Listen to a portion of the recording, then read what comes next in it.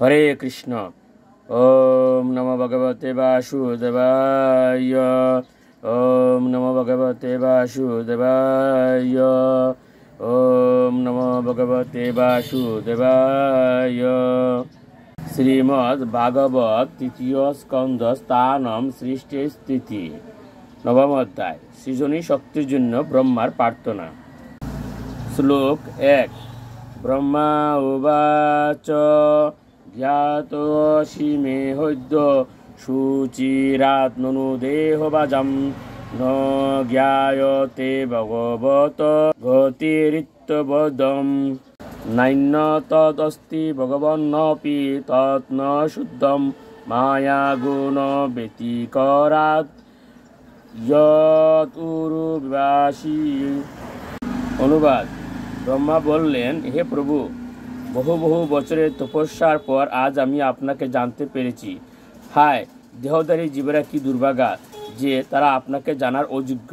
হে প্রভু, আপনি একমাত্র জ্ঞাতব্য বিষয়, কেননা আপনার অতীত আর কোনো পরম তত্ত্ব নেই। যদি আপনার থেকেও শ্রেষ্ঠ কোনো বস্তু থাকে তবে তা পরম তত্ত্ব নয়। আপনি জড়তত্ত্বের সৃষ্টি শক্তি প্রদর্শন করে পরম পুরুষ রূপে বিরাজ করেন। শ্লোক 2। রূপম যৎ এতৎ অবভূত রস উদয়ন সৎ নিবৃত্ত তমস সদনুগ্রহায় আদৌ গৃহীতমবতার শত এক বীজম ইয়ৎ নাভি পদ্ম ভবনাৎ অহম আবিরাসম। অনুবাদ। যে রূপ আমি দর্শন করছি তা জড় কলুষ থেকে চিরকাল মুক্ত এবং ভক্তদের কৃপা করার জন্য অন্তরঙ্গা শক্তির প্রকাশ রূপে তা আবির্ভূত হয়েছে। এই অবতার অন্য বহু অবতারদের উৎস এবং আপনার নাভিদেশ থেকে উদ্ভূত কমলে আমার জন্ম হয়েছে। শ্লোক 3।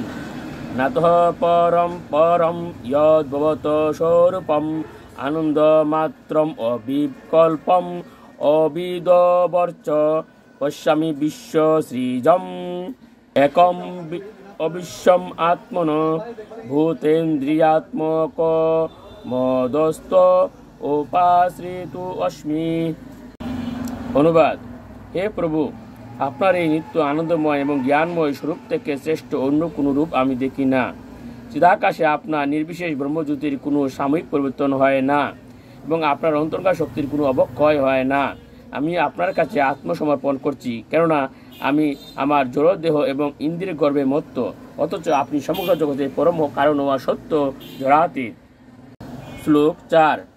তদ বা ইদম ভুবন মঙ্গল মঙ্গলায় ধেনে স্মনো দর্শিতম ত উপাসকানাম তস্मै নমো ভগবতে অনুবিদেম তুবম ইউ অনাদৃত নরক ভাগ বিরসৎ প্রসঙ্গ।